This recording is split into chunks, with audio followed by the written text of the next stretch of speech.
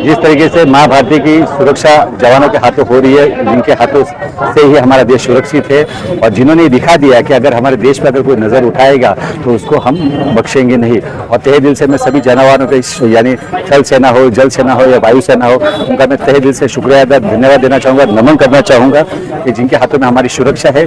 और एक खास तौर पर ये भी कहना चाहूँगा कि यहाँ पे स्थानिक यानी गोल्डन वेस्ट वासियों की भी एक इच्छा थी कि तिरंगा यात्रा निकाली जाए उनके शौर्य के लिए, उनके वीरता के लिए। और उसी उपलक्ष्य में आज सभी नागरिकों ने, चाहे कहीं से भी जुड़े हो, लेकिन सभी नागरिकों ने यहाँ पे एकता दिखाते हुए, शौर्य को एकता दिखाते हुए, वीरता के लिए दिखाते हुए, अपने जवानों के लिए दिखाते हुए उन्होंने ये एकता दिखाई कि हाँ, हम अगर हमारा देश सुरक्षित है तो जवानों के हाथों के लिए।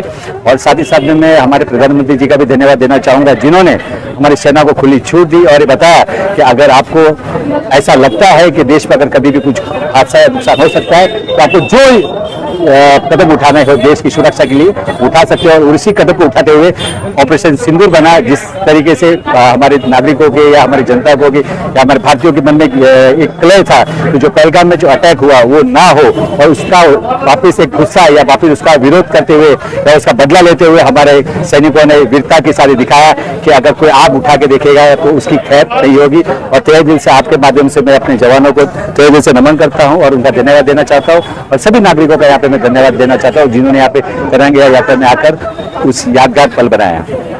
देखिए, यात्रा में देश के प्रति अपना भाव है, देश के प्रति अपना सम्मान है।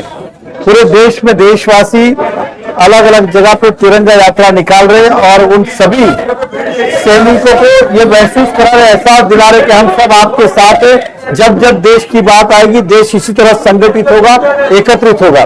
देश के प्रधानमंत्री नरेंद्र मोदी जी ने जिस तरह से ऑपरेशन सिंदूर रच के पाकिस्तान के अंदर घुस के आतंकवादियों को मारा है, ये सच्ची श्रद्धांजलि उनकी जिनकी हत्या, निरपराध लोगों की हत्या आतंकवादियों ने की थी। ये हम बदला लेके चुका नहीं सकते, लेकिन फिर भी आज वो माँ बाप खुश होंगे कि उनके हत्या का बदला लिया मोदी जी ने। और इसी तरह से हम पाकिस्तान जब जब करेगा इसी तरह से घर में घुस के मारेंगे। और हमारे जो सैनिक जो शहीद हुए उनको भी हम श्रद्धांजलि अर्पित करते, उस परिवार को भी ये कहना चाहते हैं कि देश पूरा आपके साथ में खड़ा है और सभी जवानों के साथ में देश इसी तरह संगठित है, एकत्रित है। समय आने पे पसीना तो क्या खून भी देश के लिए बहा देंगे।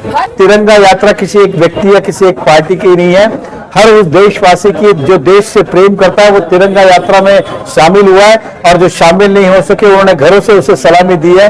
तो ये सभी लोग आज बड़ी उत्साह के साथ इस तिरंगा यात्रा में शामिल हुए, देश प्रेमी होने का एक अपना संदेश देने का प्रयास किया।